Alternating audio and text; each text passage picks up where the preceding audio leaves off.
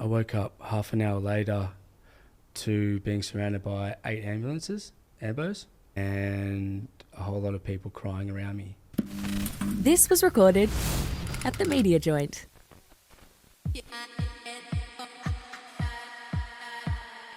That is so rogue. Boy, that's a bit rogue. Is it even that rogue?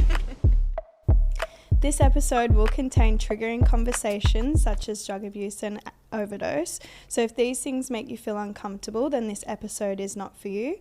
However, I'd like to introduce today's guest, Davey Lloyd. Some of you may know him as one of the first Bachelorette contestants, but also a very good friend of mine. Welcome to A Bit Rogue, Joel. G'day, it's a pleasure. Fucking hype up. You've been asking to come on the show for so long. Now I just came in, I got a bit nervous. Yeah, anyway, it's good to be here, and thank you for inviting me. That's all right. So I actually thought we could do something fun to start off.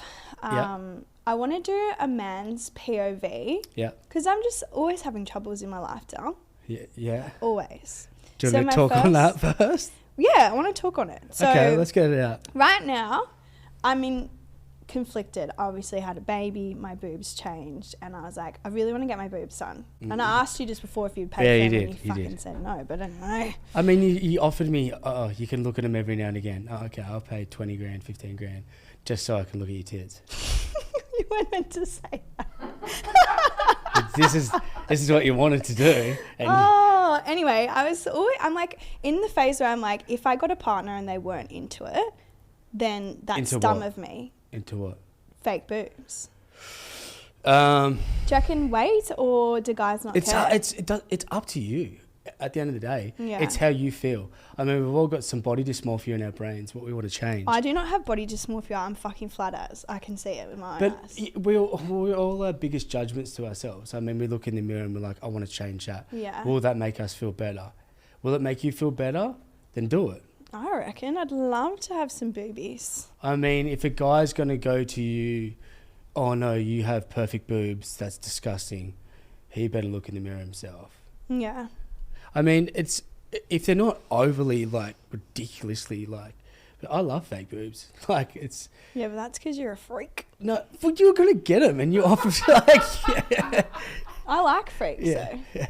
My next thing was, just because we were just talking about it before and it's on my head, when you hugged me before, you patted me on the back, and then I was like, oh my God, like it's solidified our friendship in terms of like the friend zone, because we were always friends, but like we've never, you know, you put him in the spot right here, right now. No, I just want to know, like, so for girls, right, the way a girl kind of has a guy in a friend zone, it's because they're genuinely not attracted to the person, but they love the friendship and you know, I'm all about that. Yeah. So I'm like, how does a guy establish friend zoning? It's much the same, isn't it? But like, so I didn't. You just friend zoned me this morning. You thought that in your head. I'm friend zoning a lot of people. I'm doing me at the moment. This is the first time. So you think see, this is what I don't understand. I patted you. I didn't even realize I patted you on the back. But I mean, that's why girls might be more intuitive. But I didn't mean to pat you on the back like, good girl. Like, you're in my friend zone, but like when you patted me on the back, I was yeah. Turn around, yeah. Now I'm in the friend zone. You were always in the friend zone. Okay, well let's just replay that. It could have been I was in my own head and that I gave you a hug while I had things on my mind, and it might have come off that bad, but I don't even recall tapping you, and it was not for any other reason for that. It was just purely because I have stuff on my mind. I did speak to you about what's going on with my little baby cousin, and it's, I guess... both got ADHD. Like your brain just fixates on something else. Yeah. And then we also... So I'm not friend zoned. That's what you're saying. At the moment, you're friend zoned. Yeah. Okay. Yeah. Please. No. If I wanted to go there, I already would have. You reckon? That's cold as salt, brother. No.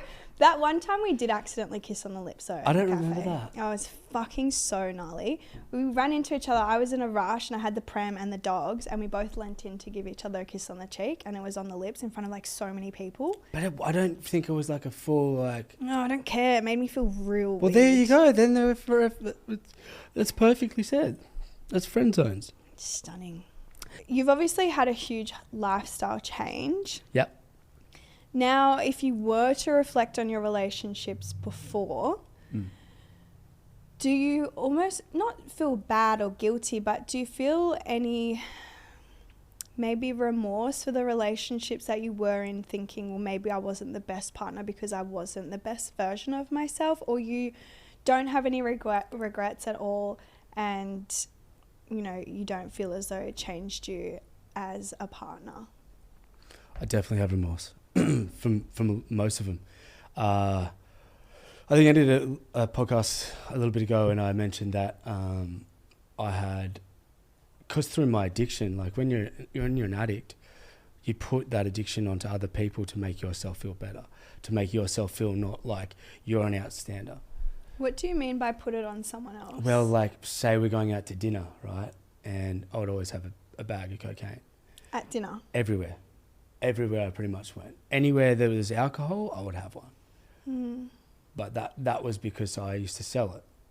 Right. So I'd never wanted to run out. And then I guess, you know, I'm drinking, I'm getting on the bags. That people are like, I'm like, Thomas, do you want one? And like, no. I was like, I could just have one. Like, not pressuring, but like in a way kind of putting it out there and kind of saying, come on, it's fun when we do this, you know.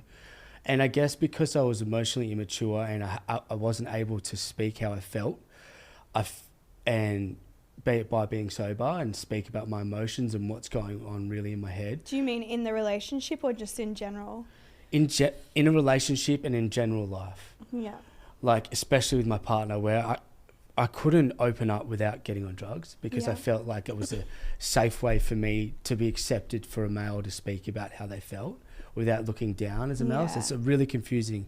I feel like I don't know, we didn't really fully speak about it the other day, but I kind of told you like the person I was seeing is kind of like bendering and stuff. And it's like, it's making me feel really confused because I don't know if it's like the drugs talking or like it's them, how they genuinely feel. And then someone did say like maybe he does mean it, he just can't express himself when he is sober. Yeah.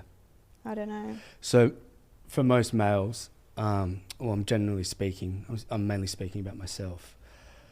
You looked at as a male as someone who has to be, you know, the tough brute, no emotions, no crying. You know, that's kind of been the figure for us for so many years, hundreds of centuries and stuff like that, you know, like maybe thousands, who knows. But now it's coming to the point where, like, if a man doesn't open up and speaks how he feels, it'll explode externally. So it's sitting internally and it comes out externally in different ways, whether it's cheating, whether it's like partying, you know, whether it's aggression. A male needs to find an outlet to show their emotions, but we're just blocked by the thought that we can't actually open up without being looked down on. I think that's a huge thing we need to highlight though, is like an outlet for emotions, not just an outlet. Yeah. Like if your partner is always angry and he won't tell you why, he's fine. There's not. If he's going out partying, he's hiding a deeper, darker truth. Something is not going on. If he's not giving you enough affection, you know, it could lead to his own personal issues, not the relationship.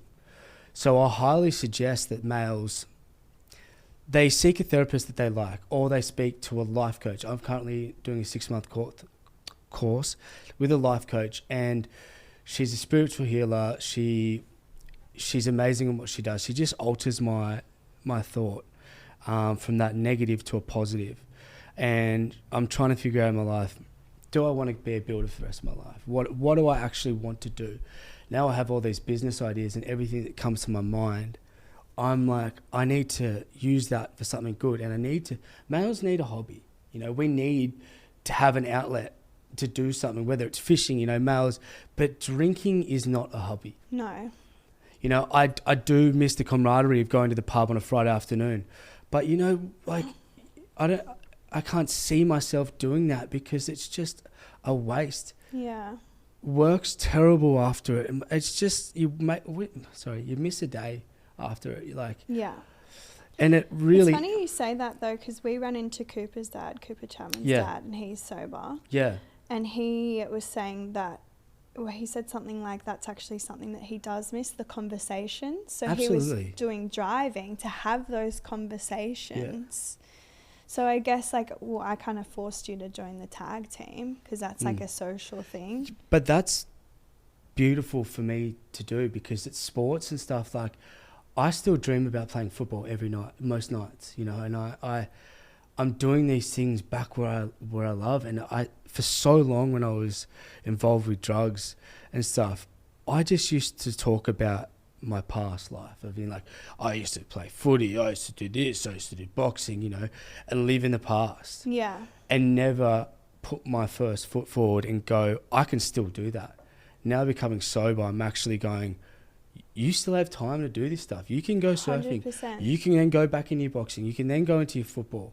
You know, it's just, drugs take so much away from our potential. I don't even think it is obviously drugs, but I think it's also like an ego thing as well. Like I feel like after COVID, I lost a lot of my hobbies. Yeah. Because I just, you know, we were all so out of touch with our lives. But once I got back into it, I was like, why the fuck did I ever stop this? Yeah. And it was literally because I was like, well, now I've fucking done my ACL and that's shit. But it brought me so much, I wouldn't say purpose, but I always had something to look forward to in the week. I was like, oh, you know, I've got netball on Thursday, I've got tag on Wednesday, you know, it's a sunny fucking day, let's go check the surf, like that sort of stuff. When you don't have that, what have you got going on? Well, the priorities change, right? Then you're like, well, I've got this party on Saturday night that I look forward to. Yeah. I've got this dinner I'm going to, you know. Yeah, your priorities change, really. Yeah. Like, and that's the sad thing, that alcohol will take over all your happiness and stuff like that. And I mean, I used to live for the weekends, and then by the end of it, I'd live for during the week, and I'd probably because you get to have coffee with me, Tal. Yeah, duh. Do you think now that you are a different person essentially, and you do have remorse for, you know, your past partners, if you were to be in a relationship in the future, do you feel like you actually would look for different traits in a person? Definitely. How do you think it would change? Because I know some of your exes, and I think that, you know, the one I'm thinking of right now, I think she's a great chick, and I think she's got great drive, etc., etc. So how do you think... Which one are you talking about? I'm talking about... The one that's dating one of my best mates. Oh, is she? Yeah. So that's not a slay then? No, that's not a slay. I mean, she's awesome, and she was one of the things that, like, I felt massive remorse for, because unfortunately she had insecurity and she was anxious issues, and with adding to my drug habit, it only amplified it. Yeah. But how do you think that you would, like, what traits would you look in a person now? So I'm looking more for the inside. Like, you can mask everything by training and doing all this stuff, putting everything on social media. It's a front.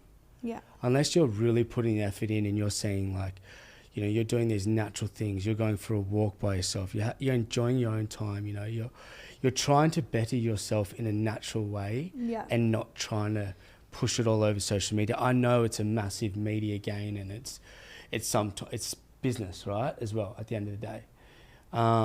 But someone who's just solid in themselves, you know, who I look at it like someone needs to have a decent drive to them, you know. They need to obviously train. They also need to let their hair down. And also... Because I saw you have the biggest, like, gaze at someone the other day, and you're like, what? I just really appreciate someone that trains. Yeah, she had a thick ass. And you tell me you were looking at her Yeah, thighs, I told you that. liar. Why would I say that in the middle of a cafe? Yeah, I'm staring at her ass. Anyway, she did have good thighs.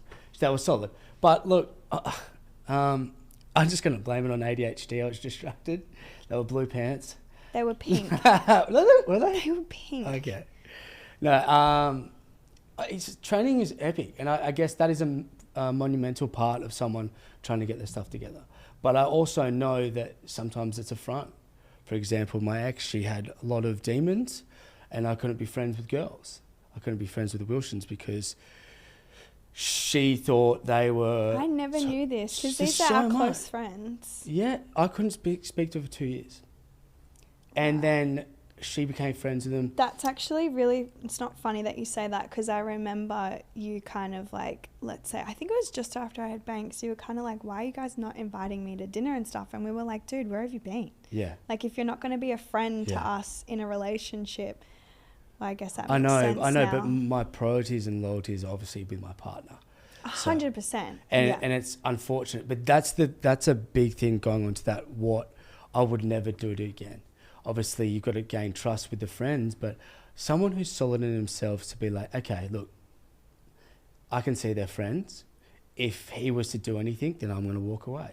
100%. My biggest thing is let them cheat, but also like I think it's natural and actually good to have girlfriends as a guy, because I even had a guy friend come to me and say, oh, you know, she's doing this, this and this, and she's pissed off at me because I did this. And I'm like, well, you're a fucking idiot. Why would you do that? And then he's gone back and said to her, well, I'm really sorry I had a chat with Skye, and I'm actually like, I realise now. So I feel like having girlfriends or like opposite sex friendships actually betters your relationship. Yeah, but you definitely have to introduce them at the start. Obviously, 100%. Like there has to be common ground, and you have to listen to your partner. But having someone who's solid in themselves, like obviously if you're dating a guy and his best friend is this stunning, beautiful girl, you automatically you'd feel a bit like intimidated for sure. But you just have to gain their trust, and your partner has to do the right job by helping you gain that trust. Yeah. I have a best friend who's a girl, Maddie. I've been best friends with her since I was 8 years old. We've had times apart. We've never kissed. We've never done anything. We've slept in the same bed. Like, it's completely friendship. And it's helped me. You know, it's so good to hear another side of... You need a good friend too that will tell you what is right, not what you want to hear. Yeah. Even though you don't want to hear it, you want someone who's going to give you the ultimate blatant truth. Even if you're just like, fuck you, why'd you say that? Yeah. You'll sit back in a week and you go, right, that was the best advice ever. Yeah, but I think also a good reminder is just because your friend didn't give you the advice you didn't want to hear, don't go to the next friend to search for the... But it's so easy to do that because you want that. Like, yeah, I do that all the time because I have so many friends. Like, I'll ask you, like when I asked you... I thought she was doing that for a second. Yeah. I asked you something the other day and I wasn't like stoked with your answer, so then I went and spoke to a girlfriend and I was happy with her answer, so I was like, kill. What was my answer? Let's just say what it was. How the guy is away and he's been like bendering and shit, and I said to you, like, is that a red flag? And you were like, no, like he doesn't owe you anything at the moment, which is true. He doesn't, because we're not at that stage. Yeah. And I just went to my girlfriend and she was like, no, it's a red flag. Yeah. It's, well, like, I guess when you start a relationship, like, you're going to drink and you're going to party a bit together at the start. Yeah. I guess that's just what a lot of people do. All around here, I'm not going to say for everyone. Yeah, I think it's more of a Northern Beaches thing or Sydney thing. But at the start, like, who knows what's going on with him? You know, like a red flag. Or he could be going through family matters or something, and that's the only way he's getting his relief. Yeah. So it comes down to that communication with him and being like, is this what you're going to do? Are you okay? Yeah. And give him that opportunity to open up. Maybe give him a couple times to open up. And if he continues to do it, then you walk away. Yeah. You don't take on that negativity, but you give him a chance. Guys will not come to you and go, I'm sad, I don't know. They'll tell you about a quarter of their story. Yeah. Because we don't feel comfortable. That's why guys will go to the pub and forget about everything and stuff like that. So a girl's coffee is a guy's beer at the pub. Yeah. How do you think as a girl in like a heterosexual relationship, so with a guy, how can they be a better partner in terms of being able to allow them to be in like that safe space? Because you wouldn't think in a relationship when you're comfortable, you're in love, you've been together for 2 years, like that the male couldn't speak to their partner, but it obviously sounds like guys need more than that. Like how can you be there more? So, for example, I guess it takes a while if you haven't based that communication at the start, it's very hard to get it. So in saying that, I'd probably be getting the guy to maybe see a therapist, I don't like psychologists or psychiatrists.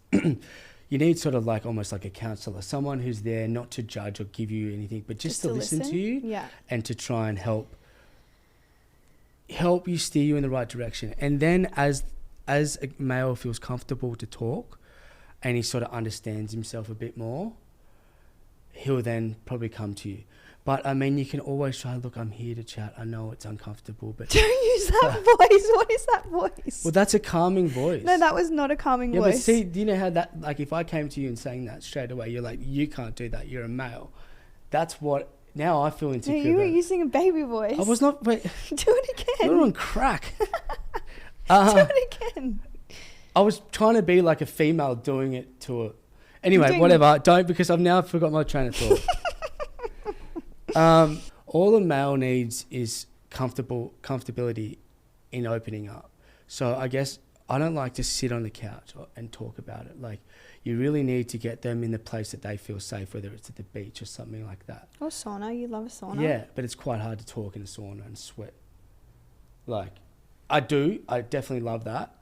But I mean, you could do a sauna and an ice bath after it. You feel amazing, and then you go out to breakfast or something and have a coffee, or you sit on the headland and you chat, or you just do something where they feel comfortable at, but it's not in their own surroundings, because they kind of need to take that leap of uncomfortability to break through. Yeah. So if you're sitting in the house, they're just so used to probably going like, no, I can't do this, or like, just take them out of their comfort zone in a way that they're comfortable also. And talk like this. I like that one. That's the one you should have done. Oh, God. That makes me tell you the deep one. That's it. So you are obviously an OG on The Bachelorette. Yep.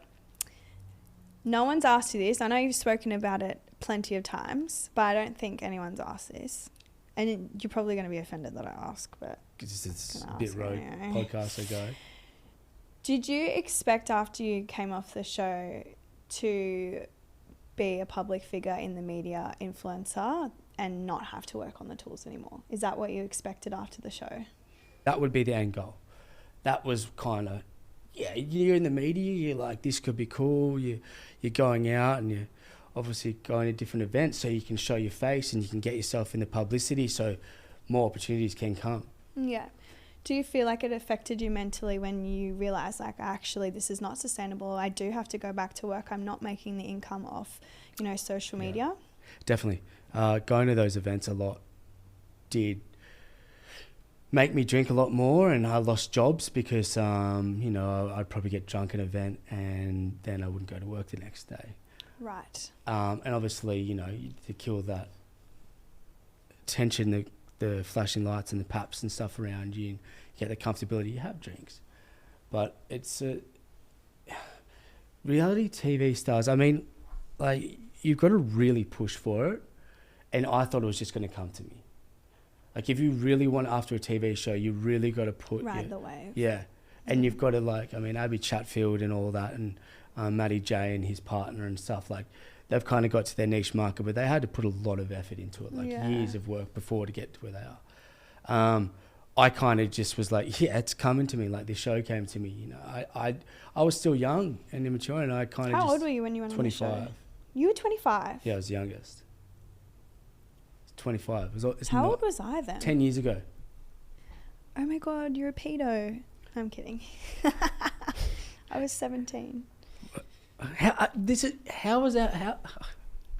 I a pedo when I patted you on the back? Because you meant to kiss me instead. So you meant to pat me on the back, freak. Definitely going to all those events and stuff like that. That definitely causes, because like you just like it was the first season ever of The Bachelorette. We didn't know how big it was, so we're just like, whatever comes our way, we'll take. Yeah. And in doing that, you kind of lose sight of everything else. Yeah. And plus, me and a couple of other guys were tradies. We weren't used to anything like this. The attention was great, but I guess, like, even that, I didn't have the opportunity to speak about how I felt in the moments and stuff like that. So I was just chasing the dragon of drinking and getting on it and going to parties. I think it also comes down to maturity as well, because I remember like a year ago, we spoke on the phone and you were like, oh, you weren't happy with your management at the time because you're like, they're not bringing me any work. And it's kind of like, at the end of the day, like, even as you're a creator or media personality, like, if you want something, you have to go and get it yourself. Yeah, exactly right. So I think that, you know, obviously being sober has helped your mentality, but I think being 35, like, you're at an age where your fucking frontal lobe's starting to develop a bit more and you're understanding things a bit more. Like at 25 and a guy who's in the thick of, you know, you live in Sydney, you live in like a rah-rah city, you can't be switched on. No. You literally cannot be. Like, people always ask the question, do you regret it? Regret the show? Yeah. Why would they ask that? Well, not regret it, but like, are you happy that you went on it? Was a big one. And but you went in a couple though. You went back. You went in Paradise, didn't you? I went in Paradise twice. Yeah. You obviously fucking loved it. I mean, but I looked at it like this way. Like, I was single. I was going to get paid to do it. If I found love and it worked out, then it's all worth it. You know, there's the opportunity to find a partner was there. We live on the same street. Yeah, but what are you trying to get at? I'm trying to ask about this. Live on the same street. This is okay. So, friendzoned. Fuck! Stop doing that, mate. What do you mean? I'm trying to get to the bottom of something whilst also work at the same time. Yeah. It's called multitasking. Is it? Well, this is like you'll call me while I'm literally mumming and you're like, what are you doing? And I'm like, I'm literally in the fucking kitchen right now. Yeah. And you're like, yeah, well, I've got 30 seconds to chat. See? Because I checked in on you because you're upset about your foot. That was nice. But other times you say you have 30 seconds, you just tell me you're Yeah, because it's a quick chat on the phone. I don't like sitting on the phone for too long. It's because you don't know how to turn the bloody radio on in the car and you just ring around and see who answers first. No, I generally was just checking up on you to see how you were. Not yesterday. Not yesterday. Yeah, but I don't need to call you every day. You did call me yesterday and you just told me that you were toey and then hung up. You did. Yeah, but that's sarcasm right there, okay? Okay, anyway. Same as the pat on the back. Yeah. That's why you pat me on the back, because I didn't respond. No, you did actually respond, but that is just my way of being silly. Yeah, all right. Carry on. What were we talking about? I don't know. You changed it on to about all you now. All right. Okay. Me. You went on 3 shows. Yeah. What's the craziest DM you've ever gotten from a girl? Oh my God. It's probably from me. I had a girl draw a pastel painting of me. That's nice. And wrote #Devo on it. There was like, what does that mean? Because I said #Devo at this first season, because it was like everyone was using the word hashtags and hashtags are coming out now, and then that's not crazy. Tell me something juicy. I don't know. I mean, have you ever been sent a random nude, like without the time without talking to someone? Absolutely. Well, I'm not going to send it. I make it pretty honest that I wouldn't like it. I mean, congratulations if you got a big penis, but I don't need to so you'd open your requests and there's like nudes in there? Yeah, there was like in my messenger, thousands of messages, and in my Instagram, I had to constantly delete my requests. I couldn't even look at them; they were constantly deleting them. I've been doing it wrong the whole time. Yeah, that's why I'm in the friend zone. Why? Because I was never in the requests. Why are you always bringing it back to you? Okay, fine. Sorry, this isn't my show or anything. Put the spotlight back onto him. Yeah, thank you. Your rogue moment. Yeah. I already kind of know what it is because like we spoke to Greg. Yeah. Dying is very rogue. Yeah. So do you want to tell the listeners about your experience of dying? Sure. How did you get in that position? You didn't have a health condition. No. So prior to saying about being in a relationship and a toxic environment, I guess, and not being able to open up, I was in a bad way. I was partying a lot, really depressed, was in a bad relationship, and I didn't feel comfortable. So I guess I was pushing the drugs pretty hard, and one night I pushed it too hard till the next day, and I was sitting at a friend's place, and I was about to get up and get an Uber. I stood up and everything went black. I woke up half an hour later to being surrounded by 8 ambos, and a whole lot of people crying around me. Gone up to go get a Uber, and I'd had a severe seizure. But that wasn't the first time. It wasn't the first time, it was the third. So I'd actually had a couple of seizures before when I'd pushed it too hard. But this was my biggest rogue moment, where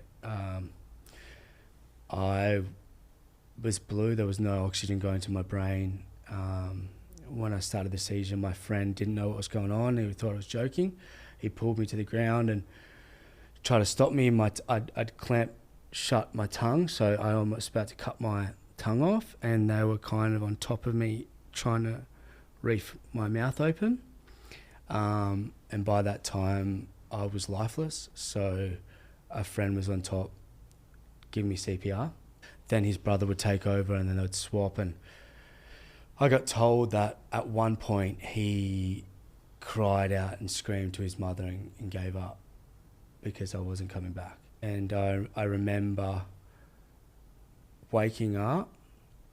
Because you didn't know any of this even happened. No, you don't have any memory. So what happened as well was when I was having a seizure and I was lifeless, and his brother was trying CPR on me too. He was trying to call my mum on my phone. I was lying like this, and I came to, and one of the boys, I was looking around the room and just didn't know where I was.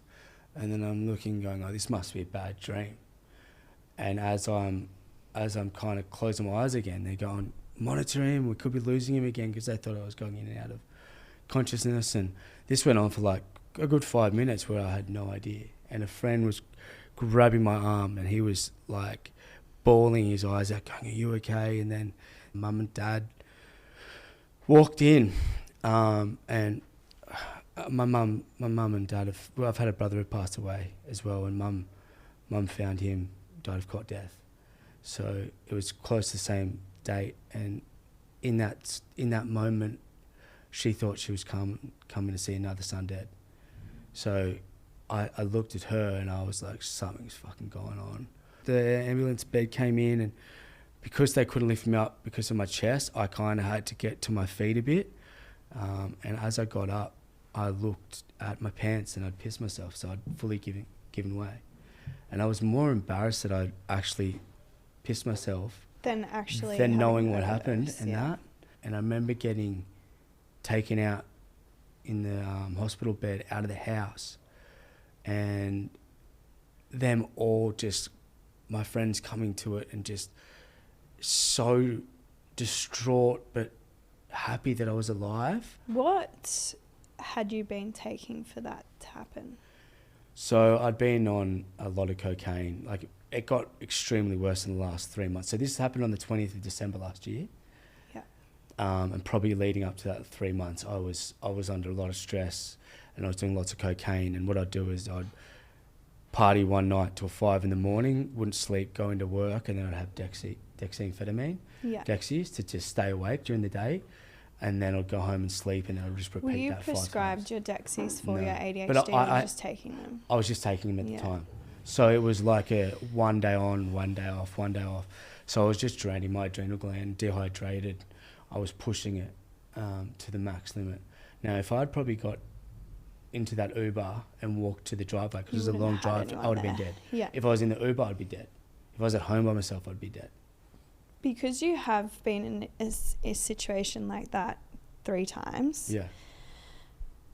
Do you now look back and think how, because like I found that really hard to listen to, obviously, as a friend. Like, it makes me just want to cry, because I don't know what I would do if I lost you. Yeah. But do you understand that, like, for other people to have to witness that, how absolutely traumatic that is, and like they will also live with that for the rest of their lives. So I think people that are partying and they feel like it's so harmless, it's not harmless. Like, you're affecting so many people. Like, even, oh my God, I'm going to start crying.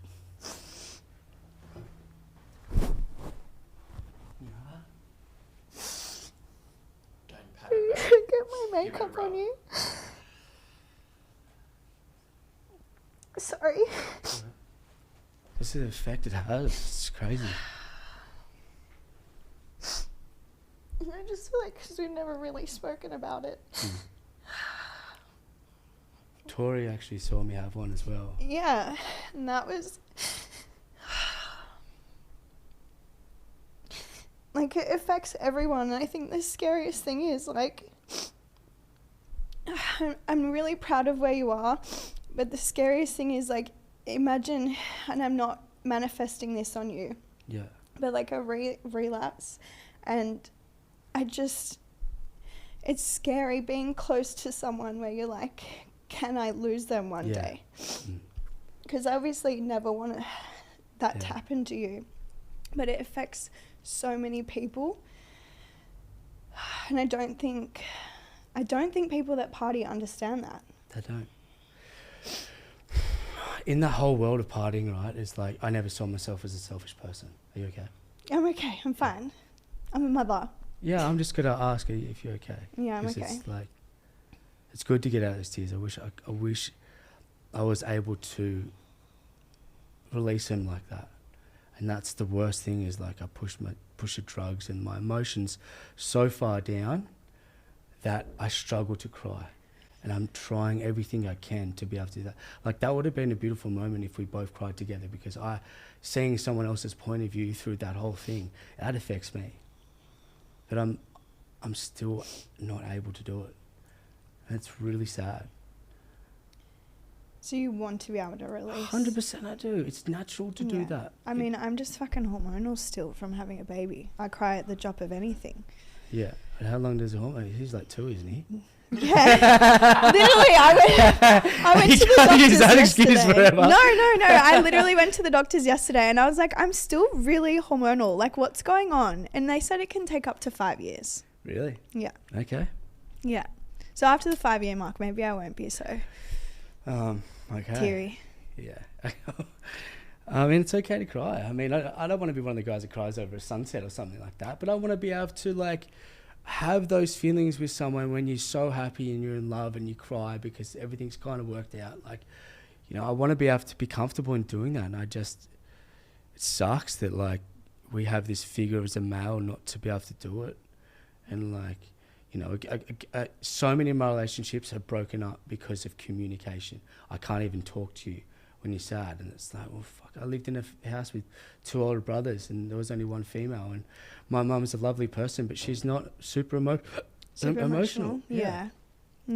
So, like, yeah, but going on to that back onto the story, Tori had seen one. We have one. That was actually a while ago, though. That was 2021. That was my first one. Yeah. But even that is scary. Like, yeah. Anyway. Going on to that,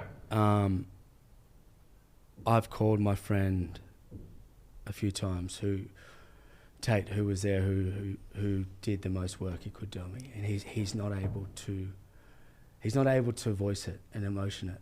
And I really want him to be able to talk about it. Yeah. Because, like I said, that's going to just wallow in his mind, and he's going to freak out. Like, one of his best mates died in front of him, you know? Like, that's the severity of getting on so many drugs and not knowing what's in it or how to say no. Yeah. But even, like, not that I regret it, but, like, obviously we were all at a birthday. We were at a party and just, like, seeing you sitting on a couch, you know, just in your own little world, and then being like, all right, well, I've had enough, I'm going home. Yeah. Like, part of me is like, oh, what if, you know, I just said, Davey, go home. Yeah. You know? Yeah. So. Unfortunately, when you're in those heated moments where you're on one, the last thing you want to do is go home, because that's when you get all the head noise. Yeah. So it's like you're pushing yourself so hard on a bender, because you know as soon as you get home, that's when the head noise starts. Yeah. And that, I remember, like, going to bed so many times, like, in this wallowing agony of self-doubt and just, I've got nothing going for me. I'm a loser. Why do I keep doing this to myself? And I just replays to myself of like, who's going to love me? Why am I such a piece of shit? And that would happen so much, but it still wasn't enough for me to stop. Yeah. Well, if someone does want to stop, what do they do? And like, what's the first thing you do? So I got a lot of these 12-step programs and stuff like that. It really takes it. Some people can do it with willpower. Yeah. They almost have to have people give up on them. They have to realize that they don't have anyone anymore to support. Like, they have to do this by themselves. I was very lucky with support, but I also had both sides. I had my brother, like a lot of my best friend Troy. I borrowed money off him to pay off a debt, and then I got more in debt with drugs. And he didn't say anything to me specifically, but he walked away from me with communication. Yeah. And that crushed me. But I also had an ex-girlfriend, Emily, which we're really good friends with now, and I've helped them to stop drinking as well. She only saw the best in me and knew what I deserved and what I can give this world and who I am as a person. And she didn't once leave my side. And they are both massive pivotal points in my life of why I stay sober and why I got clean. So you have to have a reason of why I need to get sober and why I need to stay clean. Yeah. So you have to have those negative. It's a very, very tough and confusing time. Do you believe that people can have balance? Moderation. I have seen it firsthand with balance. I've got a friend who trains 3 times a day pretty much, like ridiculous amount of time. But he'll have a weekend off and then he'll rip in, but he still trains. I don't know. I don't. Like, what do you think about me? Because obviously, like, I'm not right now, but, you know, we were sometimes training together, but then, you know, I go to lunch with the girls and I'll have a boozy lunch. I think that's fine. I mean, if you're not going to lunch every time and you're not drinking and you can be like, oh, today I don't want to drink. Yeah. That's when you got balance. Yeah. If you're going to lunch every time, like, I'm going to get 2 drinks. Yeah. And you're going to look forward to the drinks, not just the social aspect. Yeah. Then there's something going on. Yeah. Because I do remember, like, not that long ago, like, I'd probably say 4 months ago, like, you wouldn't even go to dinner because you were like, No. I can't come to dinner with you. It was Enniva's birthday and we're at the Surf Rock and I walked in and walked straight out. You know, it's very, the first year's hard. Like, people are like, I'm 3 months sober and I'm not feeling any better. I'm 10 months and I still struggle every day. How did you go on the surf trip then? Surf trip was awesome, right? It's who you surround yourself with. If you're comfortable with the people and you know your friends have got your back, like, I'm a sneaky deviant, right? I'll suss out my mates who I can trust and who I can't. Yeah. So I'm like, oh yeah, get us a beer or something like that. And they're like, go and get it and hand it to me. I'm like, what are you doing? Yeah. So it's not their fault. I'm just being sort of knowing who I can filter out and filter out. Yeah. So I've filtered out. He's done. I mean, he's already exiled in my book, so. But on the boat, I remember I got these reef cuts all over my back and my feet. And I never really craved beer. Like, watching a sunset on a boat and a beautiful, like, you know, Sumatran water and whatever it is. It was so nice, but it was also nice to know that I was going to go to bed.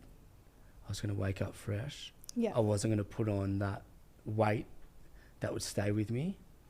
The only time I screamed out for a beer was when they were chucking lime all over my reef cuts.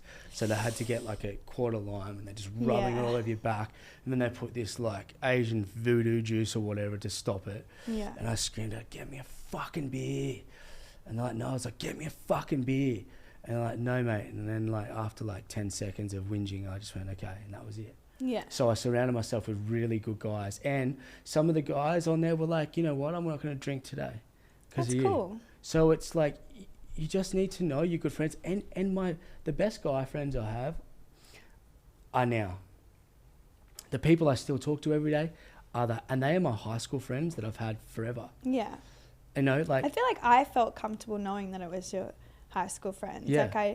Like a few people asked me, like, I think you must have put it on your story or something that you were going on a surfing trip. Yeah. And a few people were like to me, like, oh, how is he going to do that? Like, is he going to stay sober? And I was like, it's his school friends. Yeah. I feel like yes, friends come and go, but I feel like almost the ones that are the longest friends can sometimes be the ones that, you know, kind of are there for you during the trauma. Like 100%. I know, like going through my separation has been so hard, and even to this day, and now my closest friends now are the girls that I was friends with when I was 12. Yeah.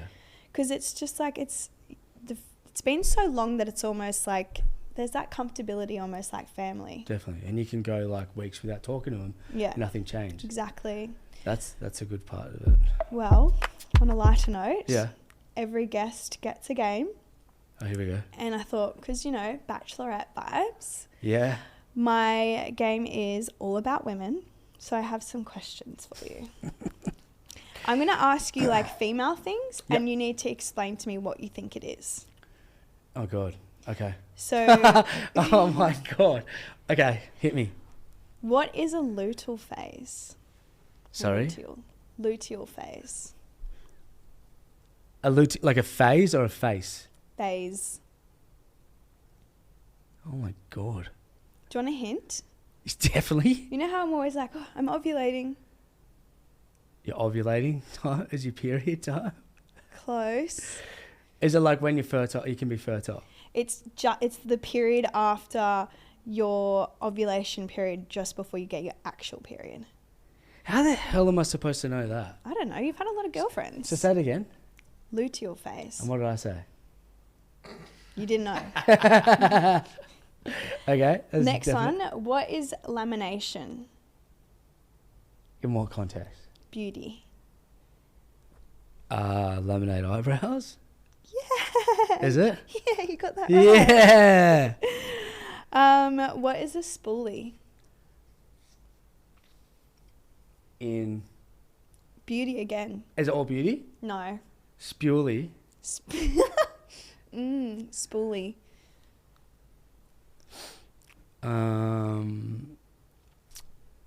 Under eye things? It's a little brush that you can use for your brows or your lashes. Okay. What is a waterline? Oh, with makeup, what you got on now? That thing, is it? Yeah, but it's in the eye. Under there? Yeah. Yeah. So it's still that line with the eyeliner or whatever it is. Nice. Yeah. Not that bad. Well, Davey, you are such a special friend to me, so I'm very happy that you're in here. I'm happy that you're alive. Yeah, me too. I'm happy that you're also brave enough to talk about what's happened and like hopefully, you know, change some other people's lives. Hope and so. Obviously this show is meant to be lighthearted and fun, but I thought it was important that, you know, can use the platform for better as well, because I'm sure 90% of listeners drink at minimum. So yeah, thanks for coming in. I appreciate that. Maybe next time I come on, I'll try and find a bit more rogue moments, but in my sobriety times. Well, I mean, getting cut by the reef is pretty fucking rogue. You could have said that. Sucked. Well, but that was Dying's pretty rogue though. Yeah, that's pretty wild. But it's been a pleasure. Thanks for listening to A Bit Rogue, where we uncover the stories of athletes, artists, and celebrities with their most rogue moments. Episodes dropping every Wednesday.